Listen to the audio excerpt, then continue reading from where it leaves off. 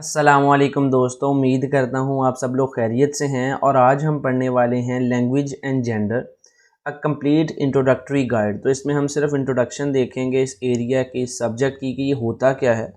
तो बुनियादी तौर पर सबसे पहले इस डिसिप्लिन के हिस्टोरिकल पर्सपेक्टिव को देख लेते हैं। अच्छा, ये मैं बताता चलूँ कि लैंग्वेज एंड जेंडर जो है ह्यूमैनिटीज़ में स्टडी होता है, इसे लिंग्विस्टिक्स में हम स्टडी करते हैं, और जितनी भी सोशल साइंसेस सब्जेक्ट्स हैं जो कि कल्चरल एस्पेक्ट जिनमें आ जाता है, उसमें आप ये सब्जेक्ट को देखते हैं कि लैंग्वेज और जो जेंडर है, मेल फीमेल, इनका आपस में क्या कनेक्शन है, और दोनों जेंडर्स या इवन थर्ड जेंडर भी लैंग्वेज को कैसे डिफरेंटली यूज़ कर रहे होते हैं, और इसकी रीजंस क्या हैं, और वो क्या अचीव करना चाह रहे हैं। ये सब कुछ मेजर चीज़ें हैं जो कि लैंग्वेज एंड जेंडर के डिसिप्लिन में हम देख रहे होते हैं।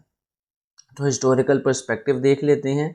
तो basically the study of gender and language in socio linguistics. अब लिंग्विस्टिक्स के अंदर सोशियो लिंग्विस्टिक्स है, और उसकी आगे से ये सब एरिया में चली जाती है लैंग्वेज एंड जेंडर यानी। तो ये रॉबिन लेकॉफ ने 1975 में एक जो है ना वो बुक लिखी जिसका नाम था लैंग्वेज एंड वुमेन्स प्लेस। तो उसके बाद बेसिकली ये स्टडी स्टार्ट हुई लैंग्वेज एंड जेंडर की। वो ये इस बुक में ये था कि लैंग्वेज और वुमेन की जगह कहाँ है, यानी लैंग्वेज किस तरह से औरत को ट्रीट कर रही है और औरत लैंग्वेज को किस तरह से ट्रीट कर रही है। तो इसके बाद ये डिबेट शुरू हुई कि लैंग्वेज में डिफरेंसेस होते हैं मेल और फीमेल की, और इस तरह से ये सब्जेक्ट स्टार्ट हो गया द स्टडी ऑफ लैंग्वेज। अब ये कुछ नेम्स हैं बहुत इंपॉर्टेंट जिन्होंने इस एरिया में सर्व किया है। आप वीडियो पॉज करके इनको पढ़ सकते हैं, अदरवाइज़ मैं ये लिंक भी इंशाल्लाह आज तो याद से मैं डाल ही दूंगा। 1995 एडिटेड वॉल्यूम था gender articulated language and socially constructed self. इसको सेंट्रल टेक्स्ट माना जाता है लैंग्वेज एंड जेंडर का। अगर मुझे ये भी मिल जाता है, फॉर्चुनेटली अगर ये मुझे मिल गया तो ये भी मैं डाल दूंगा, आप इसको पढ़ सकते हैं। इस यानी एक सेंट्रल टेक्स्ट की हैसियत रखता है, तो ज़्यादा आपको समझ में आ जाएगा। तो इन सब बातों से ये समझ में आया कि ये एरिया को बहुत ज़्यादा पुराना नहीं है। 1975 25 साल ये और 20 साल ये 45 ईयर्स है, मतलब बहुत को ओल्ड नॉलेज या ओल्ड साइंस नहीं है, बिल्कुल ग्रोइंग है। तो आप इसमें एक्सेल भी कर सकते हैं और इसको अच्छे से समझ भी सकते हैं क्योंकि एक यंग डिसिप्लिन है ये। अच्छा, अब बुनियादी तौर पर लैंग्वेज एंड जेंडर में पावर स्ट्रगल होती है मेन और वुमेन में। तो डोमिनेंस अप्रोच हम इसमें पढ़ते हैं जो कि रॉबिन लेकॉफ ने दी थी 1975 में अपनी उसी बुक में, कि मर्द जो ज़्यादा डोमिनेंट होते हैं और औरतें जो हैं वो कम डोमिनेंट होती हैं अपनी स्पीच पैटर्न और बिहेवियर्स और एक्सप्रेशंस के द्वारा। यानी वो लैंग्वेज इस तरह की यूज़ कर रहे होते हैं जिससे उनका डोमिनेंस शो हो। ठीक है, औरतें ऐसी लैंग्वेज यूज़ करने की तरफ बॉदर नहीं कर रही होती। जैसे मिसाल के तौर पर जो औरतें होती हैं वो ज़्यादा से ज़्यादा टैग क्वेश्चंस यूज़ कर रहे होते हैं। दोस्तों, टैग क्वेश्चंस ऊपर ये आई के बटन में आपको टैग क्वेश्चंस की वीडियो भी मिल जाएगी। बेसिकली टैग क्वेश्चन से मुराद होता है ना वाले सेंटेंस, जैसे कि the weather is cold isn't it, I should wear the white dress shouldn't I. ठीक है, do you love me don't you. यानी उनको हर टाइम पोलाइट रहना है और एश्योरेंस डिमांड कर रही होती हैं वो मर्द से। तो वो ज़्यादा से ज़्यादा टैग क्वेश्चन यूज़ करती हैं, लेकिन मर्द बहुत कम इनका इस्तेमाल करते हैं क्योंकि उन्हें डोमिनेंस शो करना होता है। Consequently, to make the woman conversation viable, she requires a male reassurance और आइडिया। अच्छा, हर टाइम वो आइडिया मांग रही होती है मेल से।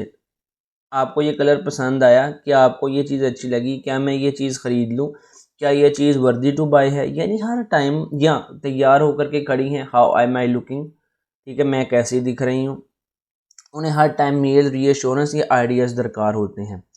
ठीक है, डिफरेंस अप्रोच है जो कि एक बहुत बड़े, यानी जो पीछे नेम मैंने बताया उनमें से डेबोरा टैनन ने लिखी है, और ये डिफरेंस अप्रोच से इन्होंने कुछ पॉइंट्स रिसर्च करके बताए हैं कि औरत और मर्द की स्पीच में, बिहेवियर में, जेस्चर में क्या क्या डिफरेंसेस होते हैं।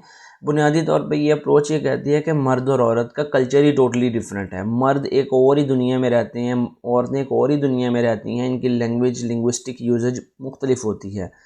और वो ये कहते हैं कि टैनन ने 1990 में कहा कि अगर ये एक ही नेबरहुड में रहें, सेम ब्लॉक में हों, सेम हाउस में हों, तब भी इनको ग्रो अप जब किया जाता है तो इनको डिफरेंट अंदाज से ग्रो अप किया जाता है और इनका कल्चर डिफरेंट हो ही जाता है। तो ये बात नहीं है कि इनका कल्चर सेम रहेगा, ये कहीं पे भी रहें, इकट्ठे भी रहें, बहन भाई भी हों, इनको डील मुख्तलिफ अंदाज से पेरेंट्स करते हैं और ये डिफरेंट अंदाज से इनसे एक्सपेक्ट किया जाता है कि ये बिहेव करें, तो ये सेम कभी भी नहीं हो सकते।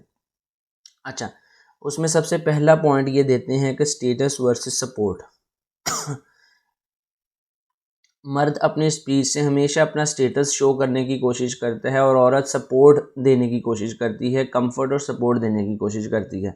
ठीक है, मिसाल के तौर पर we will go to the market tomorrow. अब ये पेट्रियार्कल एक जो है स्टेटमेंट है, यानी घर का जो सरबराह है वो वालिद है, तो वो कहता है कि हम कल मार्केट जाएंगे। वो अपना स्टेटस शो कर रहा है कि हाँ उसकी बात तो मानना ही पड़ेगी। Dear what happen, you seem tired, ये कंफर्ट एंड सपोर्ट का फंक्शन औरत या विमेन जो है, फीमेल है, वो करती है। Are you tired, comfort and support. Is there anything you need honey, comfort and support. Come on, stop overreacting. Status show किया जा रहा है अपनी स्पीच के through by a male, by a man. ये फर्स्ट पॉइंट हो गया clear. अब सेकंड में क्या है कि एडवाइसेस वर्सेस अंडरस्टैंडिंग।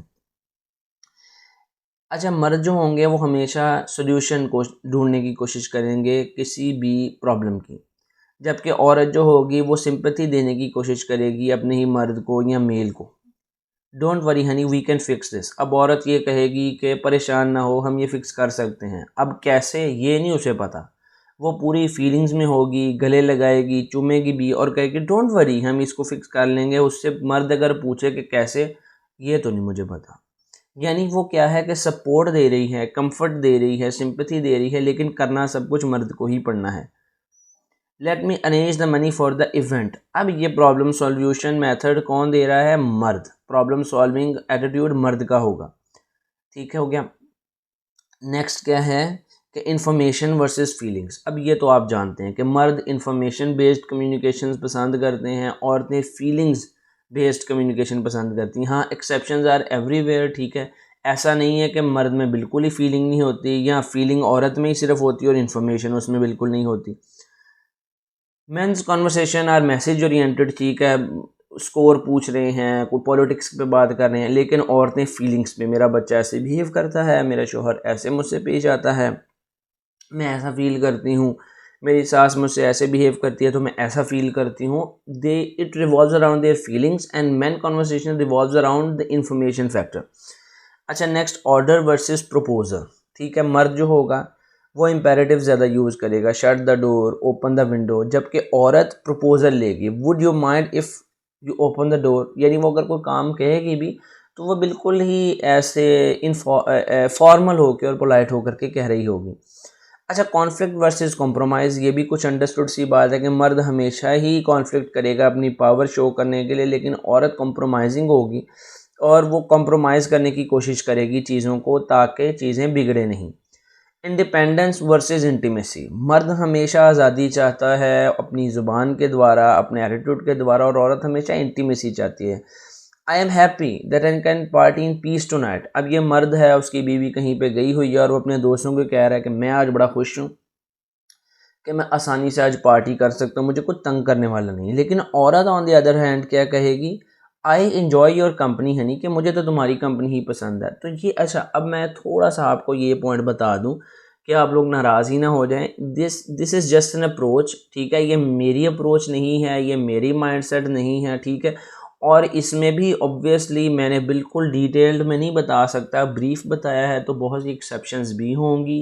राइटर ने बताया होगा कि सब औरतें ऐसी नहीं होती, सब मर्द ऐसे नहीं होते, या ये कोई अप्रोच औरतों को उनको डिग्रेड करने के लिए नहीं बनाई गई। एक जनरल रिसर्च ओरिएंटेड फिनोमिना लगा करके देखा गया है कि औरतें ज़्यादातर, मेजॉरिटी के बारे में बात हुई है, या कुछ ख़ास कल्चर्स को लेकर के जो कि लोअर क्लास के होते हैं उनको डिस्कस कर दिया गया है। तो आपने इसको पर्सनल ले करके नहीं पढ़ना, बल्कि as a theory, as an approach आप देखेंगे तो बहुत सी चीज़ें आपको समझ में आएंगी कि आपके घरों में भी ऐसा हो रहा होगा। तो इसलिए ओपन माइंड, जो एजुकेशन होती है, जो पढ़ने वाले लोग होते हैं, ओपन माइंड से चीज़ को देख रहे होते हैं। Keep watching. Thank you. अल्लाह हाफ़िज़।